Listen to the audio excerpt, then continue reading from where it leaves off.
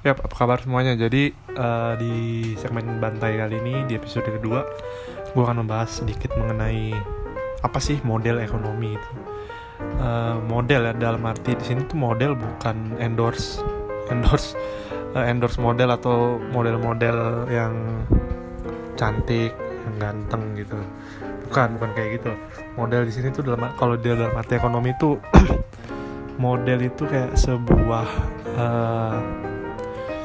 apa ya namanya, sebuah alat sih, kayak alat ya. Kalau gue bilang sih kayak alat yang fungsinya banyak. Salah satunya bisa untuk prediksi atau forecasting gitu, untuk kepentingan forecasting. Jadi model ini nih buat yang teman-teman yang belum tahu ya, istilah model ini dalam ekonomi sendiri tuh udah cukup udah cukup berkembang ya, maksudnya sampai sekarang ini. Cuman mungkin yang baru pengen belajar mengenai ekonomi lebih dalam mungkin bertanya-tanya, oh ternyata ada ya model itu. Model ekonomi seperti apa sih? Model ekonomi itu intinya tuh dia model bentuknya persamaan matematis ya, atau bisa kalau di bahasa matematikanya kita bisa sebut dengan fungsi ya, fungsi atau persamaan lah. Dua itu bisa kita sebut sebagai itu kalau model. Jadi model ini tuh identik sekali. Jadi buat yang belum tahu juga, bahwa ekonomi tuh nggak hanya berbicara tentang teori aja, tapi kita berbicara tentang build a model. Kita membangun suatu model ekonomi ya, baik dalam mau mikro maupun makro juga itu kepake gitu. Mau dalam level finance pun, atau marketing, atau apapun yang berkaitan dengan ekonomi itu, model itu sangat penting gitu. Karena melalui model itu ya kita bisa mengeksplor segala yang kita pengen eksplor gitu. Kita bisa tahu banyak hal gitu. Tapi dalam model ini nih ya balik lagi ke persamaan matematis. Ada variabel bebas dan independen. Mungkin teman-teman juga tahu itu ada kalau skripsi gitu kan. Dan skripsi pada waktu kuliah atau yang sedang mengambil skripsi kan mungkin tahu juga mengenai model ini. Tahu mengenai variabel ini. Variabel ini akan terbentuk nantinya, akan menjadi sebuah model dalam ekonomi gitu. Nanti diolahnya pun sebenarnya untuk pengolahan data sendiri ini macam-macam sih, ada softwarenya. Dan gue mungkin nggak bahas ke softwarenya, cuman gue mungkin lebih bahas ke sebenarnya apa sih fungsi model ini. Yang selama ini gue dapatkan dari kita membangun sebuah model dalam model ekonomi kan, nyebutnya kita bangun sebuah model ekonomi itu kegunaan macam-macam ya. Seperti tadi gue bilang, bisa untuk forecasting, kita menggunakan time series model, atau kita kegunaannya untuk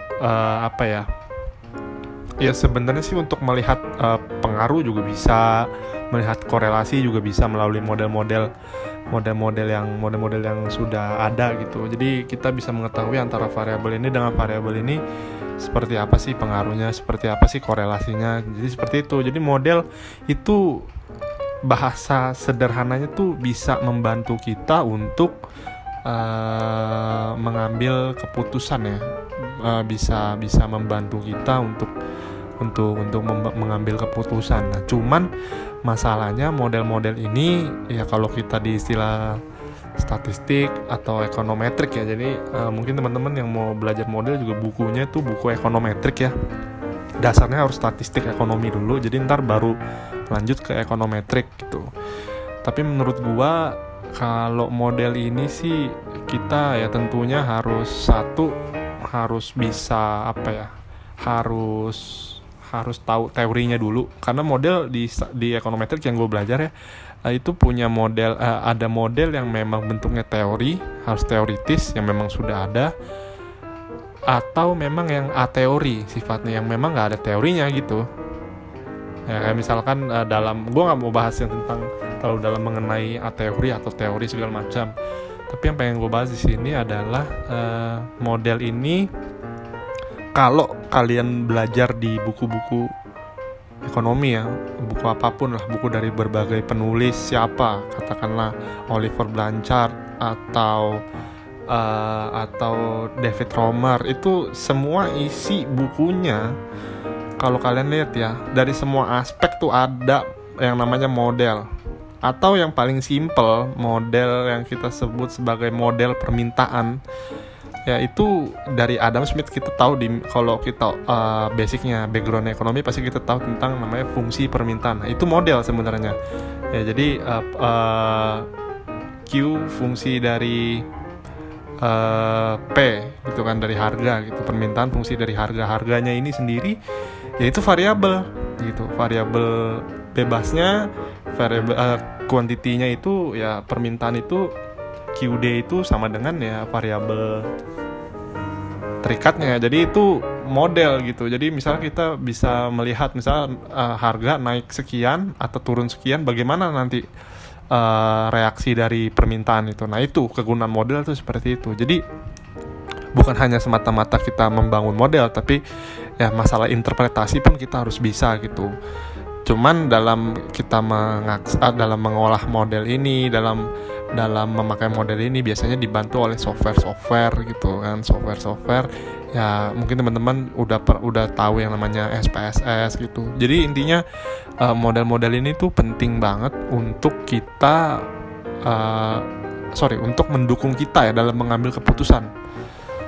Karena apa? Contohnya pasar ini berubah-berubah, perilaku ini nih kalau di dunia di dunia mikro mungkin ya bilangnya ya, dunia ekonomi lah, pasar ini perilakunya berubah-berubah behaviornya. Makanya kita model itu ya perlu lah untuk kita menjadi indikator kita lah untuk melihat pasarnya seperti apa gitu. Dan dalam model itu pun pastinya ya yang tadi gue bilang ada sesuai teori, ada yang teori dan ada yang ateori. Dan mungkin sebanyak orang pakai ya mungkin yang sesuai dengan teori kali ya, kalau mungkin di tugas akhir, atau mungkin juga ada untuk yang ateori seperti time series forecasting gitu kan, itu ateori ya, dia nggak ada teorinya ya, mungkin melakukan forecasting sesuai dengan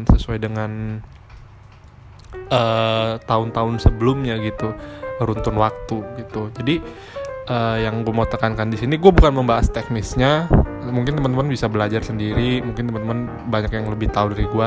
Cuman yang gue bahas di sini penting bagi kita ya, mungkin pelaku ekonomi atau mahasiswa, atau kita akademisi, atau kita ekonom. Apalagi kalau ekonom itu pasti kerjaannya sama model-model ekonomi, itu pasti udah nggak ada hal lain. Karena kalau mungkin teman-teman tahu ya, misalkan kayak pernah nggak dengar berita diramalkan pertumbuhan ekonomi negara A kuartal depan, misalnya kuartal ketiga, kuartal keempat itu bakal tumbuh sekian persen. Itu pasti ada model yang mendasari itu gitu. Makanya dia bisa menyebutkan angka sekian persen, itu pasti ada modelnya gitu. Dan model ini konteksnya banyak banget, nggak cuma teori permintaan, teori penawaran. Kalau kita di makro kita bisa tahu tentang fungsi konsumsi atau fungsi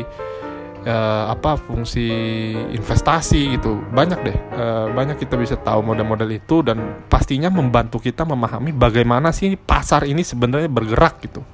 Dari buku-buku pun banyak kita bisa lihat segala macam apa yang menjadi tujuan kita gitu untuk mencari model ini. Oh, tujuannya ini ada gitu. Karena teori-teori dulu karena buku-buku ekonomi ini memang base-nya dibangun untuk mencari lah, ibaratnya memperlihatkan perilaku pasar ya tentunya di saat itu juga. Tapi bukan berarti model-model ekonomi yang dipakai itu semuanya tidak relevan, karena itu zaman-zaman dulu ya dibangunnya, enggak juga. Karena mungkin teori permintaan salah satu contohnya itu sampai sekarang masih dipakai dan relevan, dan itu salah satunya menjadi bahan ajaran juga kan di setiap basic ekonomi gitu. Nah, maksud gue gitu. Jadi penting bagi kita mungkin yang akademisi atau mungkin pelaku usaha ya, untuk setidaknya melek dengan model ekonomi ini gitu. Salah satu unsur dalam ekonomi ini perlu mendapat perhatian khusus gitu menurut gue, karena menurut gue sangat membantu banget apabila kita mendapatkan data-data yang akan dibangun menjadi suatu model yang akan menjadikan itu penggerak keputusan kita gitu. Jadi seperti itu sih gunanya model, dan mungkin akan sangat panjang jika gue mau membagikan satu persatu model, contoh bagaimana membangunnya, bagaimana kita menginterpretasikannya, bagaimana kita meng-create suatu model itu, bagaimana kita mencari base teorinya, itu akan sangat panjang di sini. Jadi mungkin teman-teman bisa baca aja banyak buku-buku di Gramedia atau buku-buku ya mungkin beli di online ya, mengenai nggak usah yang makro dulu, yang mikro dulu. Nah, mikro ini kalian mungkin bisa pahami secara pelan-pelan, karena jujur dulu pas gua awal mulai mau baca itu memang agak sedikit susah, karena ya berkaitan dengan matematika, karena gue basically di awal-awal gue emang nggak terlalu ini sama matematika, tapi akhirnya seiring dengan berjalannya waktu udah mulai kebiasaan dengan hal-hal tersebut. Jadi jadi kita intinya mau baca aja lah, dan sekaligus juga menambah wawasan juga gitu. Ya, jadi intinya itu aja sih yang mau gue sampein. Nah, jadi semoga bermanfaat. Mungkin ini juga bisa jadi insight buat teman-teman juga. Ternyata dalam ekonomi ini tidak hanya berbicara tentang teori, melihat keadaan pasar, tapi kita juga berbicara mengenai model yang dalam artian ini persamaan matematikanya, secara matematisnya, secara kuantitatifnya kita lihat gitu. Jadi itu aja yang mungkin bisa gue sampaikan. Nanti mungkin kalau ada kesempatan lebih gue bakal jelasin juga lebih jauh tentang model ini. Oke, segitu aja. Thank you bagi yang udah dengerin. Pantengin terus channel Pria Canggih dan tunggu segmen bantai-bantai berikutnya. Oke, see you next podcast. Thank you.